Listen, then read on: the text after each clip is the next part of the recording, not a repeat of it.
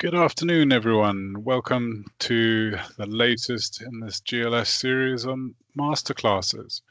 Today, we're going to be looking at the topic of why is it so hard to set up a CLMS system. Today's presenter will be Matthew Glynn, Chairman of GLS. I will hand over to Matthew shortly, but before we get going, a couple of quick house rules.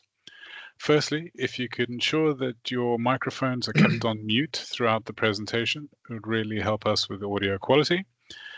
Secondly, we are recording this session and a video of it will be published on the GLS website within 24 hours of completing the webinar.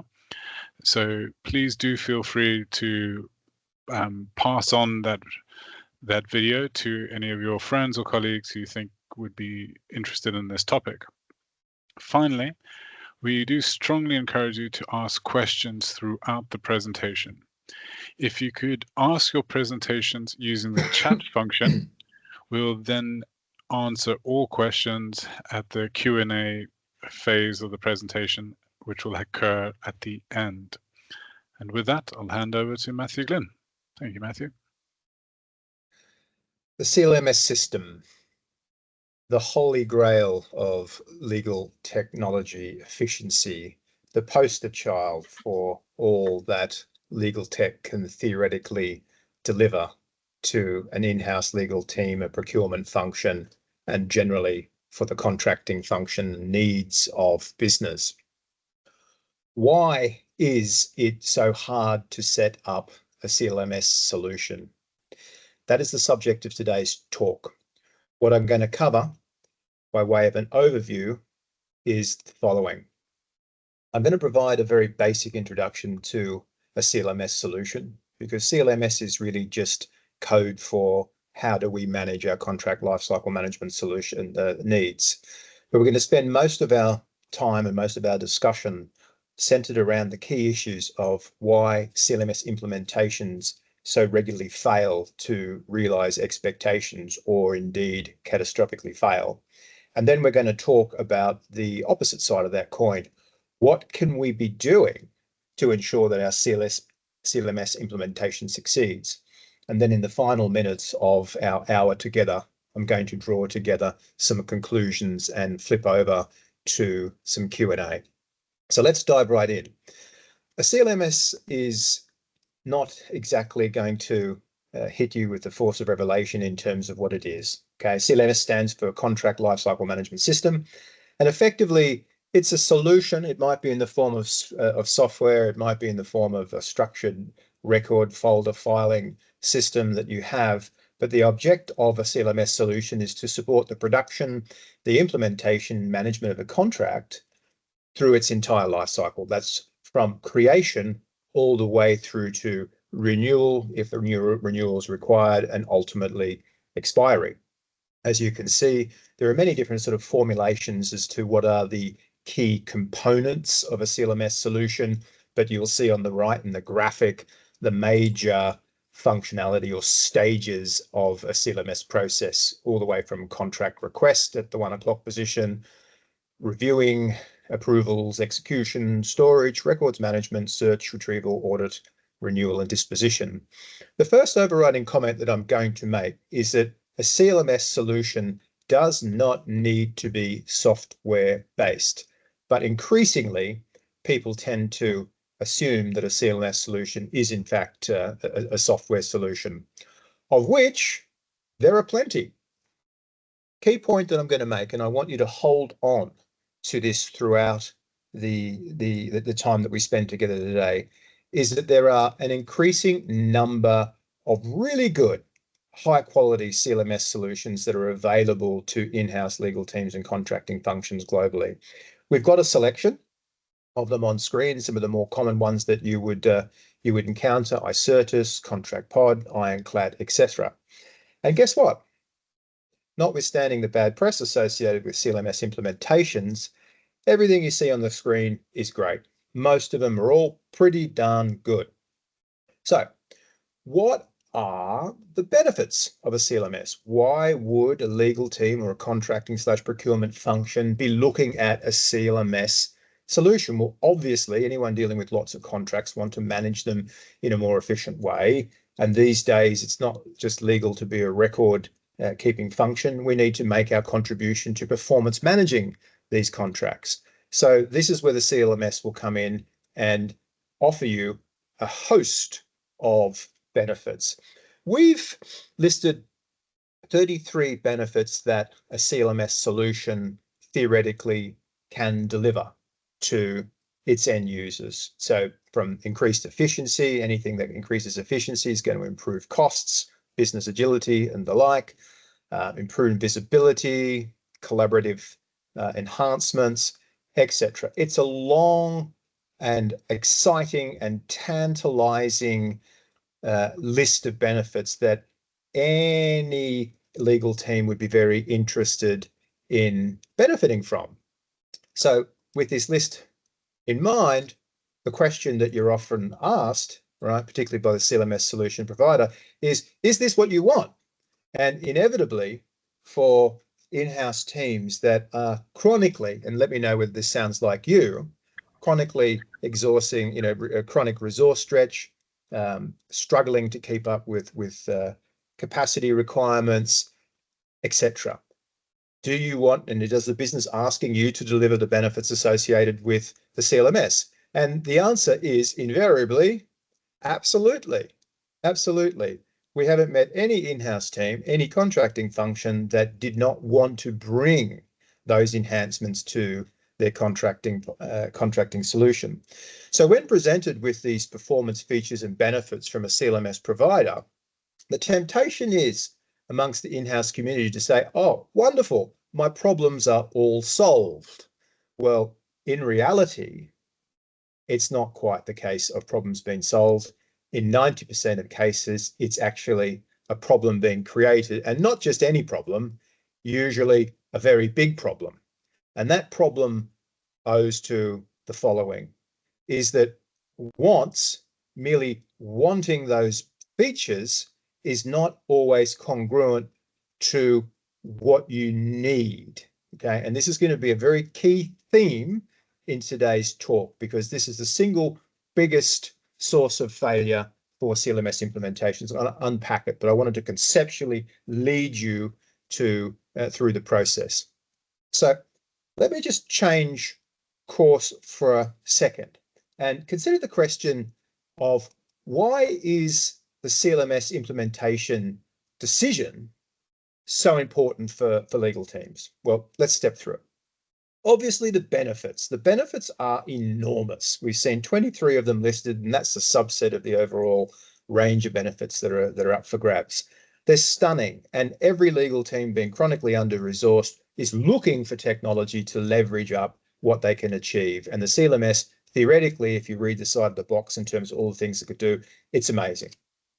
Second reason, and these are not necessarily in order of priority, the CLMS implementation is almost certainly going to be the single biggest IT-related project that a legal team will ever implement, okay? And that's pretty important because most legal teams are not really familiar at all with the implementation of legal tech solutions. The legal team is going to encounter, and they should be encountering, is an acute skill deficiency when they consider the CLMS space, okay?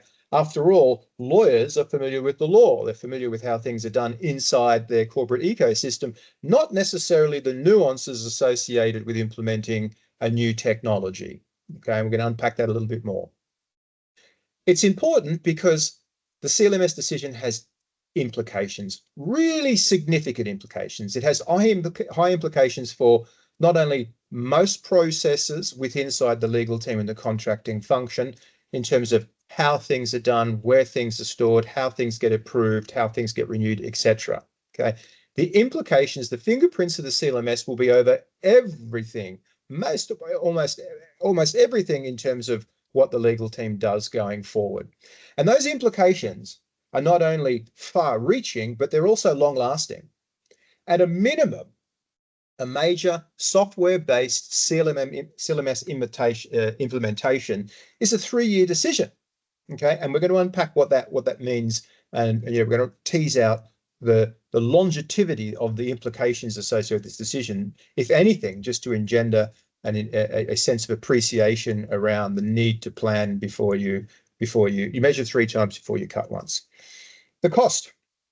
Yeah, the implementation costs are not inexpensive, but the consequences for getting it wrong can be many times, anywhere between 53 to 1,000 times the cost of implementation in terms of lost productivity. But let's not be unduly negative. The savings of a successful CLMS implementation can outstrip the cost of the implementation, depending on the size of the organization and over the time period which we measure, thousands of times over. It could be an incredibly good investment. As I said before, it's likely to be the first major project sponsored by legal or legal operations, and it's important for legal teams because failure rates of CLMS implementations are extraordinarily and inexplicably high. Okay, that's not just our view, it's the view of the market out there. So, in view of all of that, what we want to do with the next chapter of our time together is explore why CLMS programs fail so often. So what's the problem? Well, the problem is that 90% of CLMS implementations materially fail to deliver the promised benefits, that list of 23 benefits that any legal team would love to have. And in many cases, in most of our work actually comes from this, end up being removed from the legal team's IT stack. What does failure mean? So that we can understand the import of this incredible data point, 90% of failure. Well, in its most acute form, contractual disputes. And hop onto Monsieur's Google, and you will find details of very high profile, big name MNC brands who have been involved in expensive and acrimonious litigation with a good number of equally prominent CLMS solution providers. So that's the acute form of failure, but we don't ever want to get to that point. All too often, the CLMS solution, and this is the most common version of failure, is that the expensive CLMS solution ends up becoming the world's most expensive Dropbox. Okay, so effectively, the solution is relegated to a low-level feature, which is a repository for documentation and all of the other benefits, whether it be from version control, approval automations, workflow automations, repository of clause banks, documentation, automation, etc. Those features remain either dormant or incapable of expression. And for all too many, and I would say, again, the 90% figure is relevant. 90% of the projects where we are required to help with a CLMS implementation is where the client is looking to swap out one solution with another, okay? And we don't want to see that happen to you, okay? So I'm going to pause for a second. And I'm going to reflect on a conversation that occurred towards the back end of last year. It was a really interesting conversation that we had with a prospective client, not just for CLMS support, but for actually, as it were, we had sized them up for a managed legal solution, which they absolutely and desperately needed to deliver to the business to increase their business making agility. Okay, so they could focus on more revenue-based things and less on sort of business as usual contracting. And the conversation went a little bit like this, right? Client, we'd like to implement the CLMS. It has all the features that we want. Can you give us some tips on the implementation process? And we're like, yeah, of course we can. Of course we can. Right. First thing, have you assessed what your need case is? Specifically, have you audited how your current contracting function currently operates? And we're asking this because, hey, failure rates in this space are incredibly high, okay? And so it's incumbent upon legal, particularly a legal team with their eye on the future in terms of proactively generating and delivering business for the business to identify and define what these requirements are. And in support of that, here's a bunch of white papers that we prepared at GLS for our legal operations community to examine the causes of CLMS failures. And apart from anticipating, well, gee, guys, that's really helpful. Thank you for the insights. We got a call from the client, and the client was, or the potential client was, look, I just want to give you some feedback, and it's meant to be constructive. We feel like that you were sort of negatively selling the inability of CLMS solutions to work, and also the inability of client teams to implement it. And so look, we won't be needing your support on. And good news, procurement's already sort of chosen the CLMS. That they did that, and just let us know what we're intending to use. And we've also have an internal IT team who'll be doing implementation for us. We're like, wow, okay, that's interesting. We're negatively selling. And we responded, look, we don't actually have any skin in this game. Our goal is to help you prepare as thoroughly as possible and to ensure that you get from this solution what you need. And part of that is you need to assess and identify what your need is, right? And we actually have a tool, right, for under $1,000, gives you access to 300 diagnostic questions that you ask of yourself that allows you to assess your CLMS readiness. Hardly think that kind of tool, right, is skin in the game.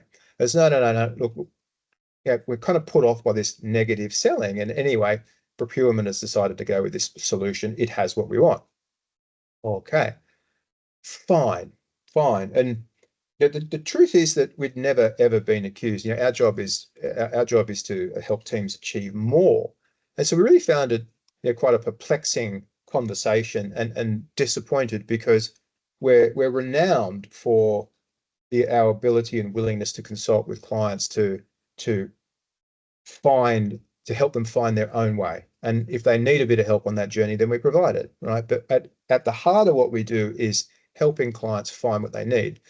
So we were reflective. Was there any truth in what they were saying? Were we too negative on the CLMS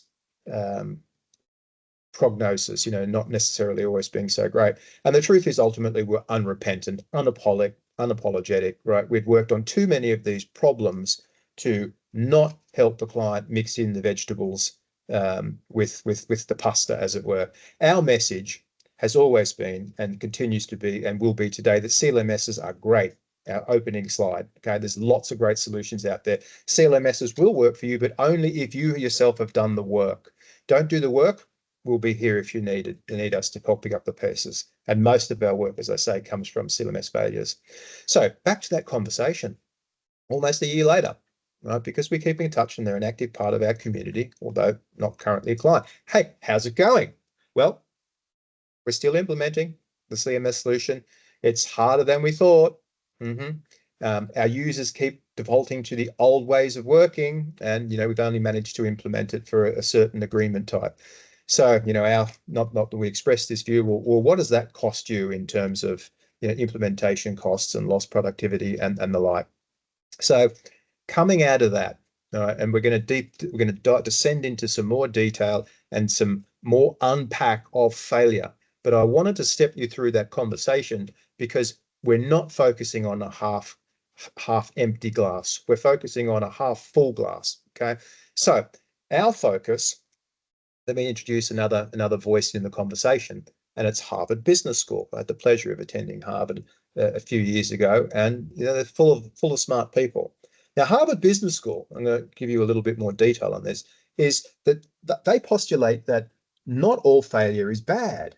And in fact, if you harvest failure, it can help drive you towards success.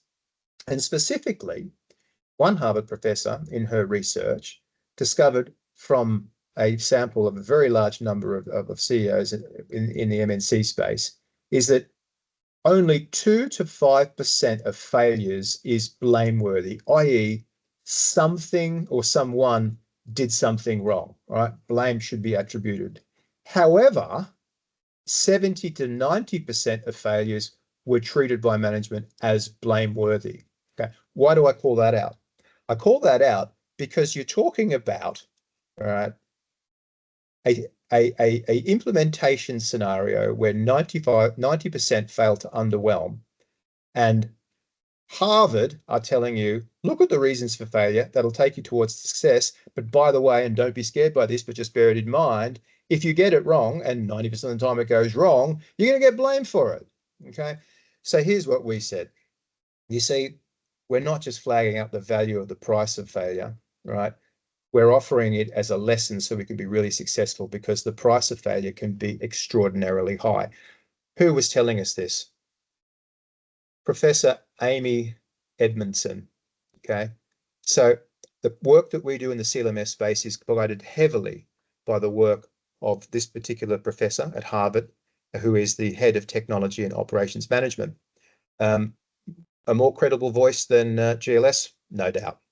Amy's recognized by Thinkers 50 Global and has been since 2011, and was ranked #1 global thought leadership in this space in 2021 and 2023. Her latest book, which I highly recommend to you, The Right Kind of Wrong, she breaks down the spectrum of failure into effectively three different areas. Let me just give you this. Okay.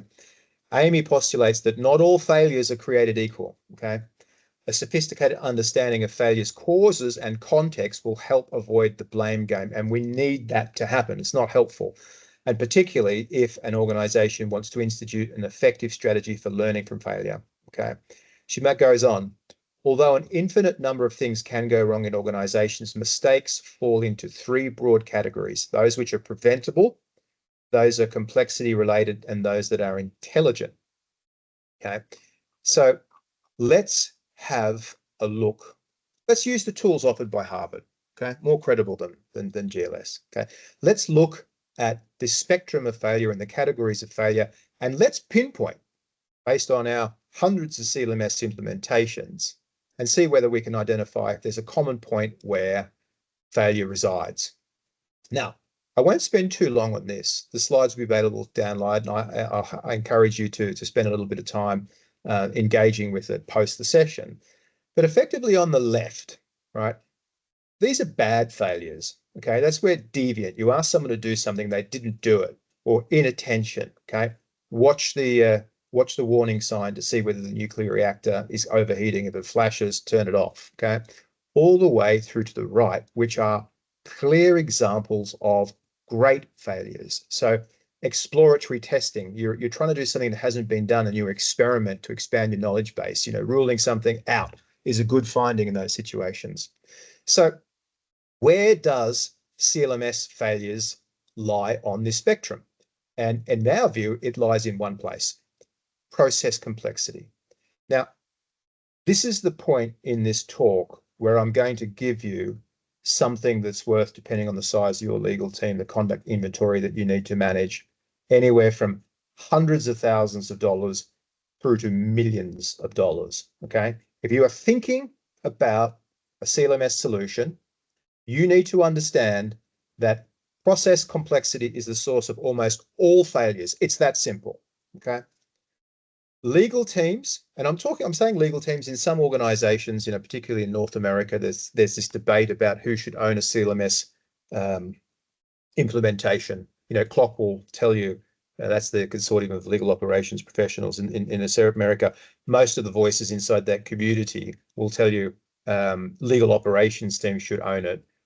What they fail to understand, and it's a great forum and part of it, what they fail to understand is that 99% of in-house legal teams do not have a dedicated legal operations functions. So I'm alive to it. If we're having this discussion, we had a North American audience, those would be going right from the legal operations team saying that we should be managing that. Fine. But we're talking about the 99% of in-house teams, not the 1%. So legal teams are failing to understand the complexity of what they do. Okay, they are failing to understand all of the processes, the subtleties, and nuances that are associated with the contracting function that they so routinely engage with. It's a little bit like this scenario. Okay, if you're on this call, do you drive your car? You probably have an intimate relationship with your car. You hop in, you know how the seat feels, you go into a corner, you know how it responds, you put your foot on the accelerator, you know how it picks up speed, okay? You think, yeah, I know my car. Well, pop the hood and tell me what you see. If it's like me, I'm seeing pipes, I'm seeing hoses, I'm seeing shiny things, I'm seeing dull things, I'm seeing plastic things. I wouldn't know what I'm looking at. And this is a really good analogy for the contracting function. You think you know it, but the truth is that the most in-house teams do not know it, do not understand it. And as a result, if you fail to explore and understand and identify the complexity of what you are doing and what you need this solution to support, you are procuring with blindfolds on, okay? You are buying a CLMS solution which is based around not what happens inside your ecosystem, not what happens and what needs to happen to meet the unique needs of your business, particularly if it's operating across business units, across functions, across borders. What you are buying, and this is inarguable, is that you are buying the views of a contract administrator and software engineer who built that particular CLMS solution. It is not a view of your unique and nuanced contracting lifecycle work. It pays no regard to the isms associated with your contracting function. It pays no regard to the complexity and the politics of your organizations and any of the other nuanced requirements that might come from your sector, etc. Software solutions are built by software engineers, and CLM solutions originated in the contract administration space. It's only in relatively recent years that it's tried to cover the full spectrum of the contract lifecycle management, notwithstanding the acronym CLMS, okay? Before it used to be contract management, okay? So how things are done and the uniqueness of your contracting lifecycle management requirements will differ markedly from organization to organization. So, but look, you know, for good order, right, because I've really doubled down and I've given you the major source of failure, for completeness, I'm going to cover the fuller terrain in terms of current thinking around why CLMS projects fail. And I'm going to do this relatively quickly, as most of the reasons why it's technically applicable are, in my view, and not wishing to diminish their insignificance, they're a little bit like arranging deck chairs on the Titanic when you see an iceberg. What you really need to be doing is ringing the bell, picking up the phone and calling the captain and saying, iceberg, iceberg, iceberg, can we please steer around it? Okay, let's have a look. Okay, right. So I've broken this down into primary causes and secondary causes. If you take home any message, take home the primary causes, okay? Now, the overall theme here is the vast majority of these implementations tend to miss the mark because the in-house customer is seeking to buy a solution, right, is buying a features list instead of defining the CLMS scenarios that it's required to be supported in the context of their own ecosystem. So reason number one, the in-house team has failed to conduct an ecosystem due diligence. What are we doing? How do we do it? What are we currently doing it with? When does it need to be done by? Who's involved in the process, etc. Okay.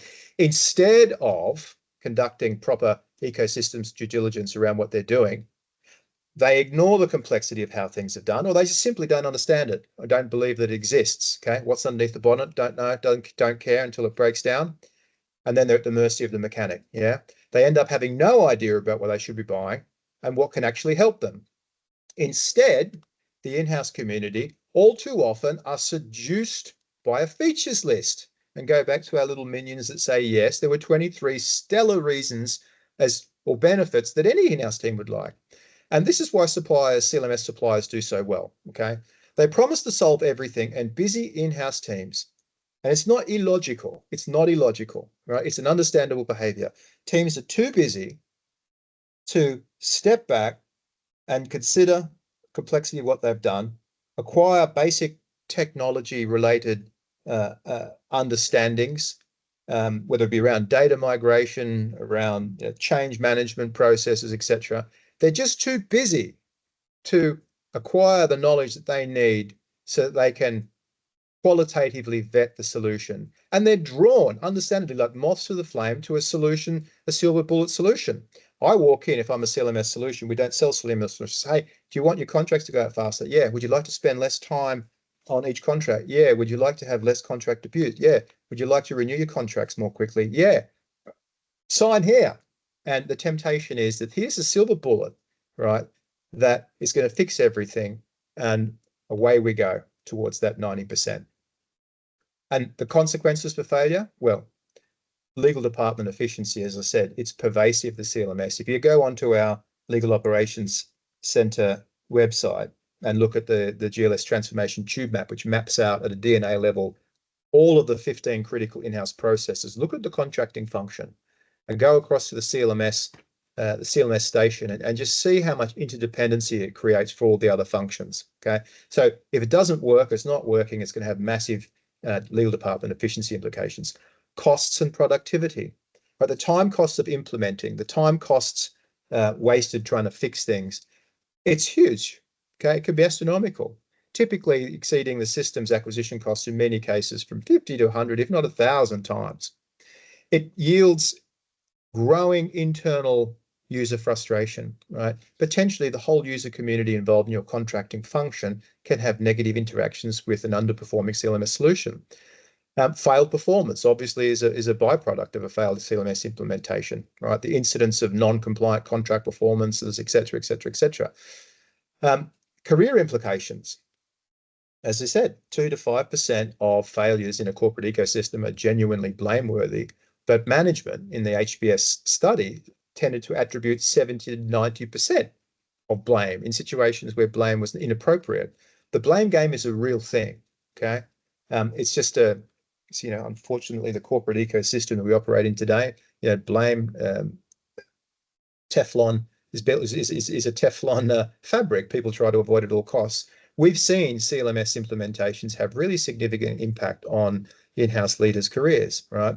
And as I say, it's the first time they might have sponsored a major project. It doesn't go well. Everybody's ducking for cover, etc. So you need to bear that in mind. A positive implementation is an incredible career accelerator. And the other thing that I just sort of point out too is that the CLMS is a little bit like saying, right, today I'm going to free dive down to 200 feet. Okay. Well, do you know how to swim? No. Okay. Have you been in the water before? No. You don't do the most complicated thing that a legal team can do on day one, right? There are a lot of other initiatives that need to be implemented first. So if you go out and have a much lower attendant risk profile. So if you go out on day one and fail in a project like this, you don't expect, it's not reasonable to expect support for other things that you might do. Okay. Now, there's another difficulty associated with failure in the CLMS front that people are not really appreciating. And this is another challenge, right? CLMS implementations can take anywhere from 12 to 36 months. It takes a long time to recognize that a CLMS solution or implementation is not running to course, right?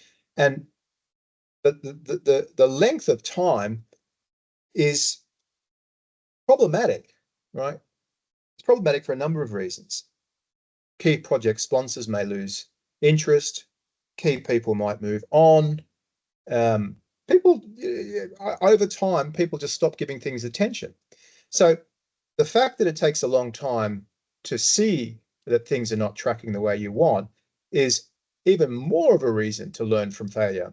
And let's just have a look at what the implications for a CLMS implementation that hasn't gone to plan looks like, right?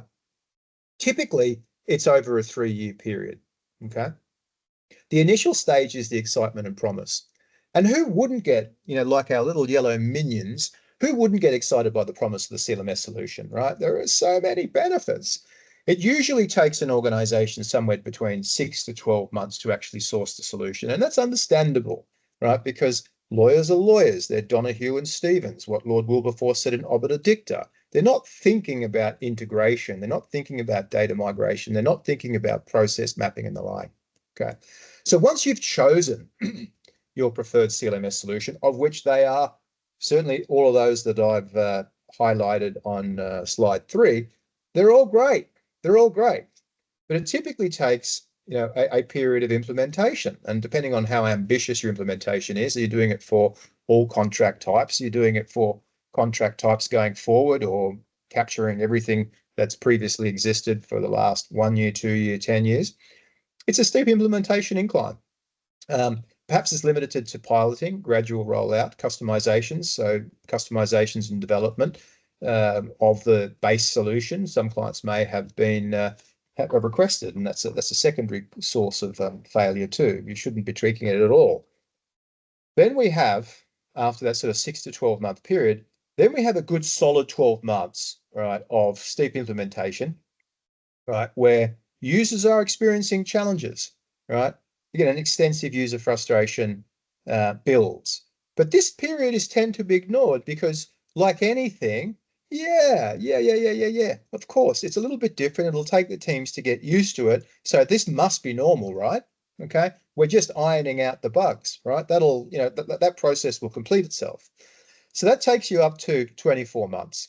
And usually as you go beyond 24 months, you now have an intensification of user complaints, loss of internal support, and an emergent view that it's not working as advertised. Finally, there's some acceptance.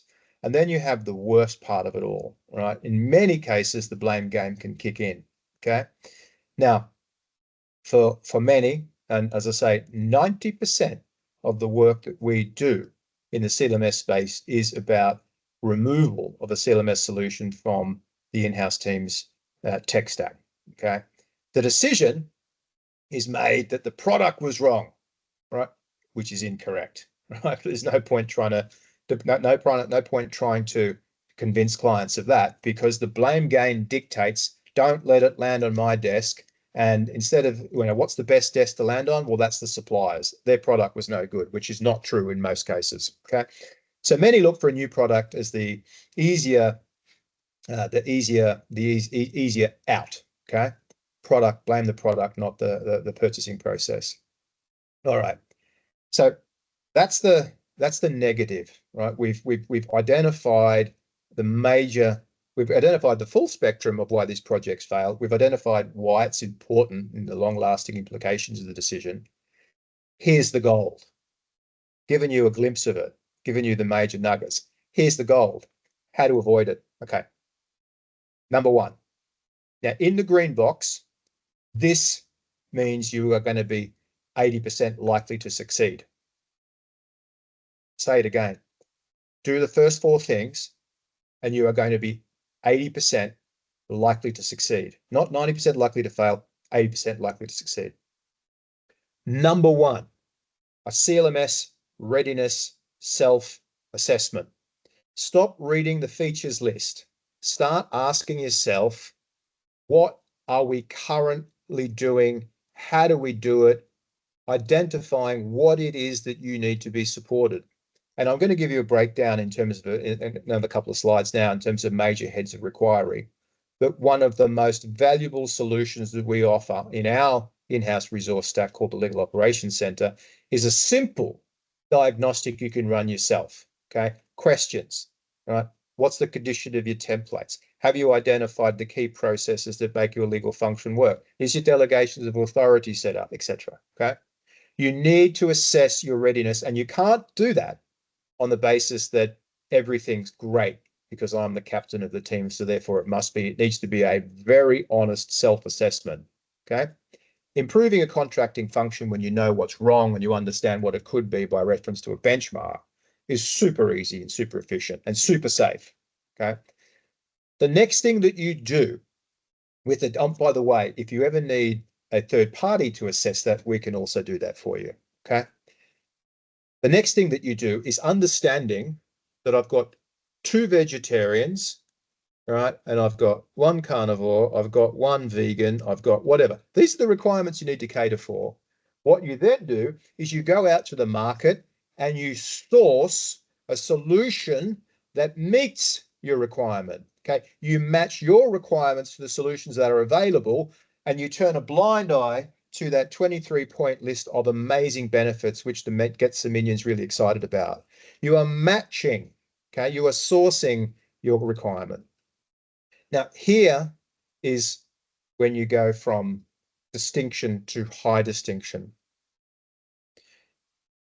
The way that you have been, and this is where your judgment, your eco-specific mastery comes into place. You have your requirement that this solution needs to support. You down select to the solutions that are most closely matched to meeting your requirement.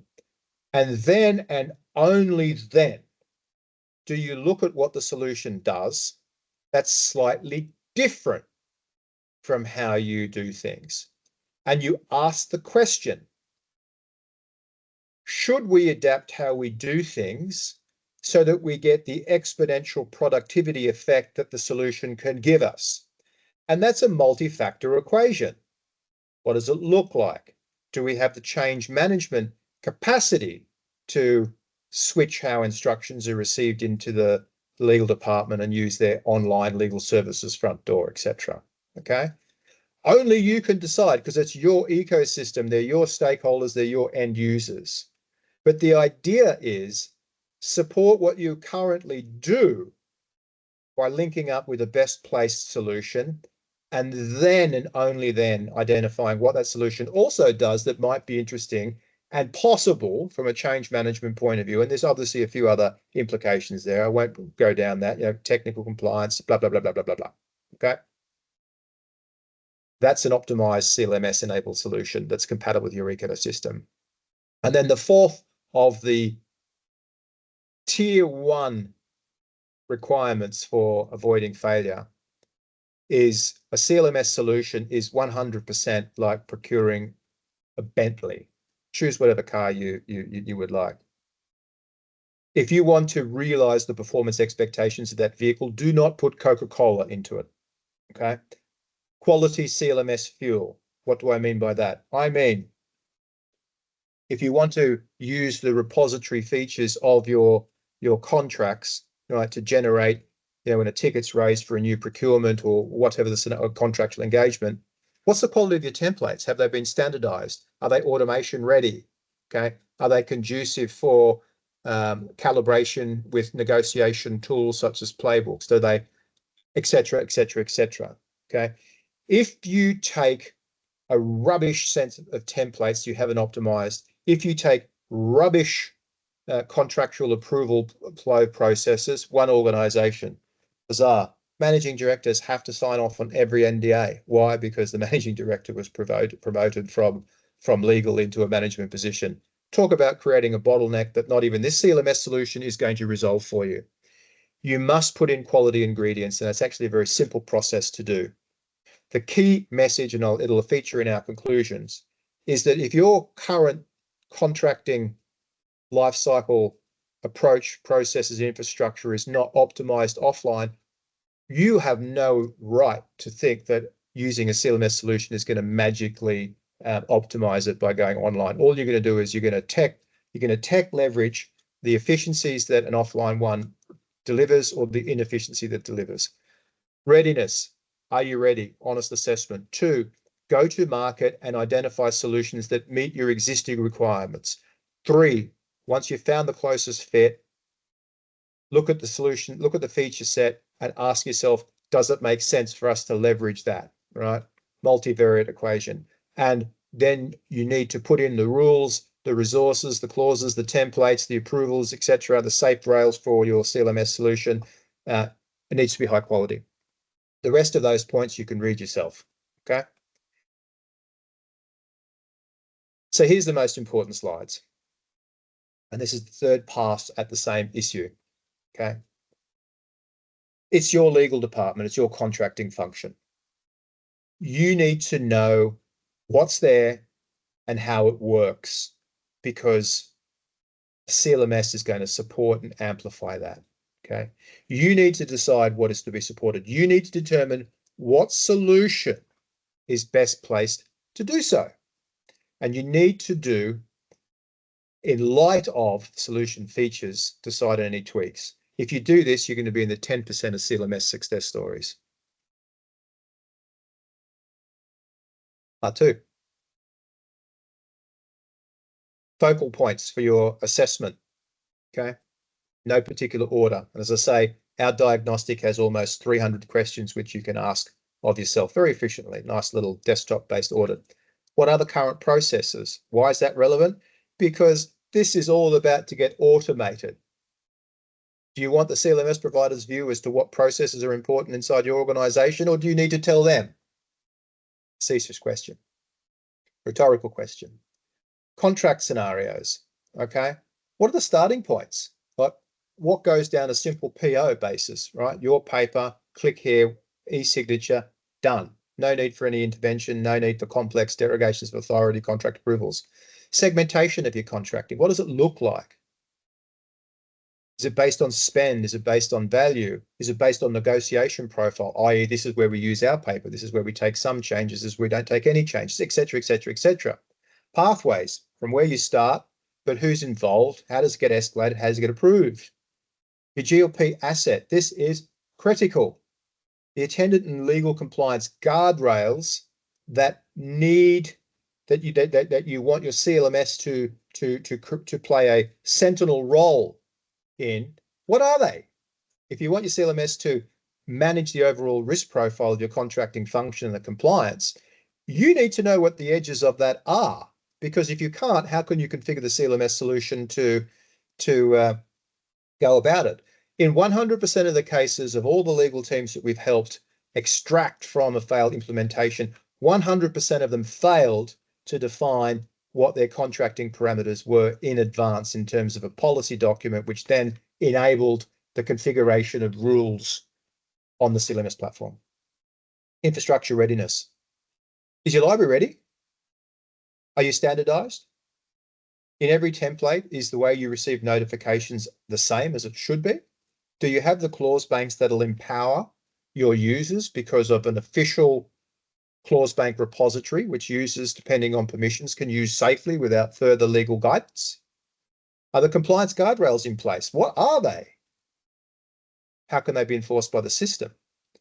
Delegations of authority approvals, what are they? Are they sensible? Is it sensible that everything, as we've seen, and in the case of the one particular MD being the most egregious example, is it really the case that all approvals need to go to one particular person, etc.? Working out the click path for approvals on these CLMS configurations is a really good insight for how effectively authority and decision-making has been distributed within the organization. And you can delegate to good people, you can delegate to good processes. This is about doing both. And too many organizations, it's an individual led, and you don't get the benefit of the CLMS because it's the same person clicking. Use permissions, right? That's a big issue. This is just an insight. We're just scratching the surface of the questions that you need to be asked. And in many cases, you won't have thought about it because when you lift the bonnet on your contracting function, you won't know that that's a fuel injector. You won't know that that is an engine block. Our diagnostic tools help you understand it. And if you don't know what your position is, then you need to define it. And if you don't define it, you're not going to know what to shop for. Okay. So, most important slide, part 3. A graphical depiction, making it as simple as possible. If you want to exponentially increase the performance levels of your contracting function, you must, step 1, understand your needs and the flows or pathways that are currently need to be serviced. Then and only then, third time I've said it, you need to go to market and you need to match your requirements with solutions. And then and only then, you take the best match and you look at, are there aspects of that solution that if we incorporate it into the way that we're doing things, i.e. an upgraded version of your needs and flows, do we get a better solution?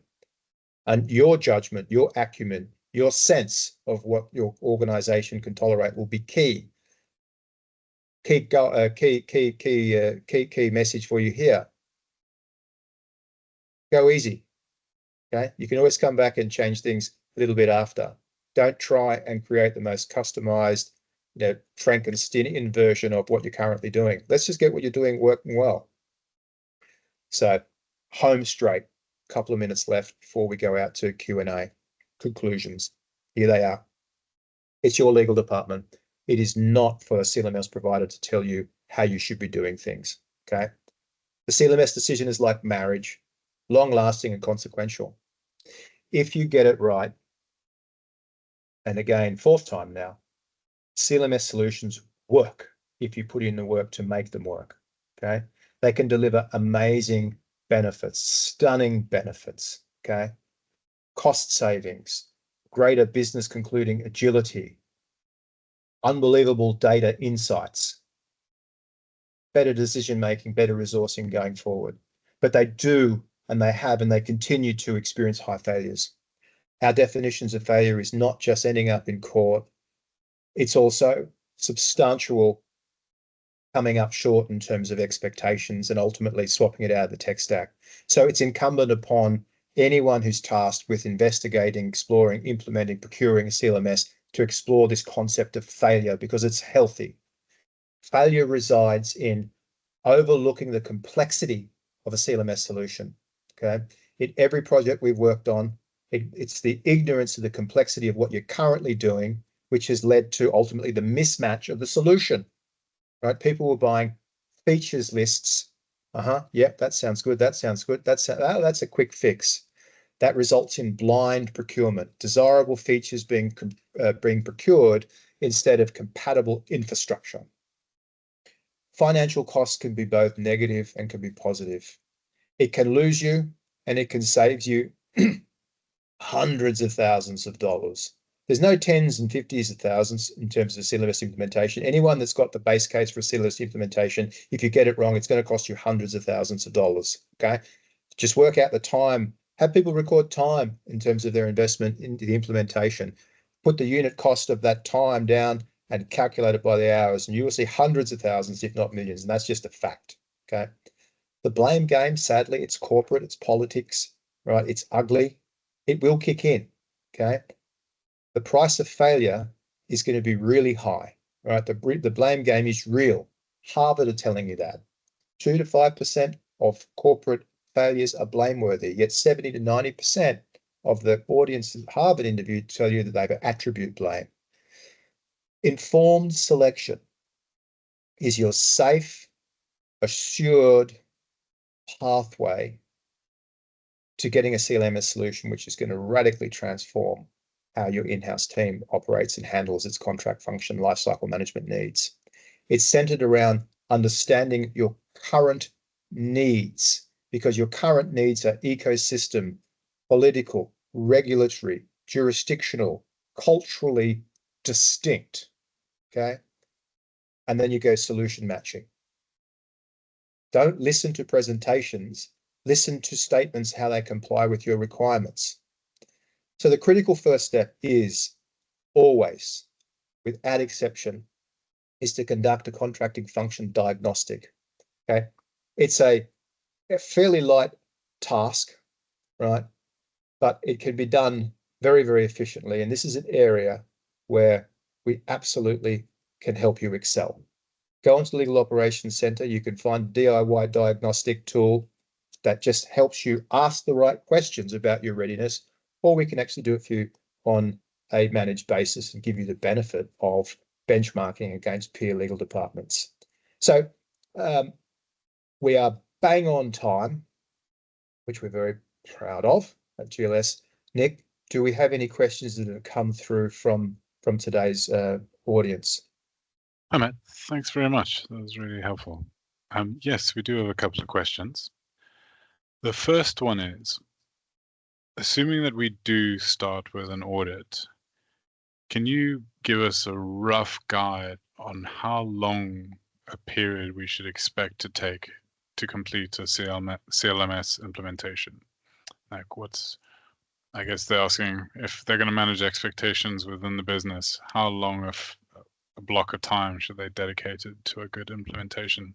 Yeah, okay. So the answer will be, the answer will be broken up into a number of parts, and each part will have a spectrum. Okay, so the key phase, in terms of the CLMS readiness, right? You can do that inside of 4 weeks, right? We can actually do that inside of a week, all right? But let's just give it 4 weeks.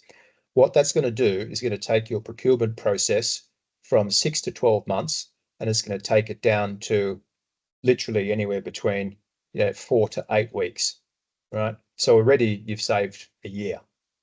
Not only have you saved a year, but you've moved out of the quicksand and you are on solid rock. Okay. Now, a sensibly paced implementation of a well-sourced compatible CLMS solution, right? You should see overwhelming proof of concept and compatibility inside of 3 months, right? A full-scale implementation, depending on your approach to, do I want to upload, what the data migration implementation, right? Do you want to migrate all of your past contracts on there, solutions like Luminance, etc., pride itself on ability to AI scan large language modules, what positions were taken over the volume of the contract, which is a cutesy feature, but if you have your contracting legal, your GLP, you don't need that, do you? All right. Now that could take anywhere from 3 to 6. We have successfully got major organizations we'd like a CLMS through to live production within from 1 through to 9 to 12 months. So, and that is with 100%, right? It's working. And what we do when we do these things, we have what we call pass and proceed methodology. You never take a step that cannot be unwound, right? Immediately. So every step is built upon confirmed success of the first one. And it means that if you're going back into, if I just here we go, it means that you're going from this, right, to directly to live production with satisfied users and a stunning array of KPIs that show the dollar value, which is hard quant, that the business has saved. You've got your contract closure compression ratios. What were they before, now to what they are? The financial savings inured to the business. You can translate that into whole manner of really welcomed business data points. You've got user satisfaction, whether it be end users, supply chain, as example. The contract closure times is massively important. Renewal times will immediately go down. You'll find that your historic incidents of contractual disputes will have gone down. If you're tracking carefully, you should also see that contract value seepage will ideally have been eliminated. It's one of these problems that it's one of those stunningly ignored points. 11% of commercial value for someone who's buying something is genuinely lost across an overall contract portfolio. LDs and late payments on interest, administrative charges, you name it. Forex adjustments are just being left on the table. So if you do it correctly, all of those kind of benefits will absolutely be data validated within 12 months. I hope that answers the question. Now, obviously, if you've got 50,000 contracts, if you've got 1,000 contracts, you would think it was going to take exponentially longer. Well, not necessarily, right? Data can be uploaded pretty efficiently, but it's more important to understand that the infrastructure that the CLMS requires is put in place. Now, you can guess what that is, or we could tell you what that should be, right? You can guess at what processes actually exist that currently support your CLMS approach, or you can have the benefit of access to these are the processes that are typically exposed and required, and you can checklist. So it just depends on what kind of support. Sorry, my point there. It also depends on the level of support that you have as well. Okay, thanks very much. Last question is, within our business, IT always act as a key stakeholder with anything technical. So do you have any tips for how we can work with the IT department on a CLMS implementation, but not let them take over and wreck the project for us? Yeah, absolutely. That's a really, really, really good question, because it's a dangerous rose. So yes, it's tech, right? Well, let me start with this. Firstly, and it's right and proper, the legal department will never be the loudest voice when it comes to what technology standards, platforms, and processes are going to be implemented. Why should they? Okay. the major ERP systems are defined by, more important business processes. That's number one. So you tend to find that IT will be significantly involved in this process. That being said, right, IT are not legal experts.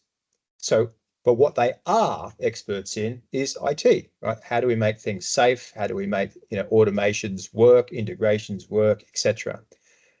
The key in working with IT is in the readiness assessment, identifying the processes that are essential to support your unique CLMS needs, reducing them into a specification, and then having the IT guys be propeller head nerds and test and test and test and test to make sure that your processes are understood. And what you have then is a wonderful symbiotic elevation of your sourcing capability, because you describe the process, and then these guys are so good at testing it, and they'll test it in a way that you just don't believe it's possible. 2 clicks left, 2 clicks right. What bit of script, what user interaction will create a pathway which then down selects the people that have editorial access, etc. It's complex. So you want their skill sets, but what you can't have them do is you can't have them decide what legal needs. You have to do the readiness assessment, and that can easily be converted into a specification, which then your legal team can be a really, really, really powerful ally to help make sure that you source correctly and that the down selected solutions are thoroughly vetted. Not like that conversation, the interesting conversation where, in that case, procurement had decided that this is what legal were going to use. That should never happen. There are multi-stakeholders, and it's a mistake to think that because it's legal tech, the IT team understands everything. They don't. All they understand is what they currently have and will it work with something new, and then testing it that it'll work, that it does work. What you've got to tell them is what are the needs that need to be met by that something new. And it's a different conversation. It's a different lane. Fantastic. Well, thanks very much, Matt. With that, we'll draw the webinar to a close. As a reminder to everyone, a recording of this webinar will be published on the GLS website in the next 24 hours.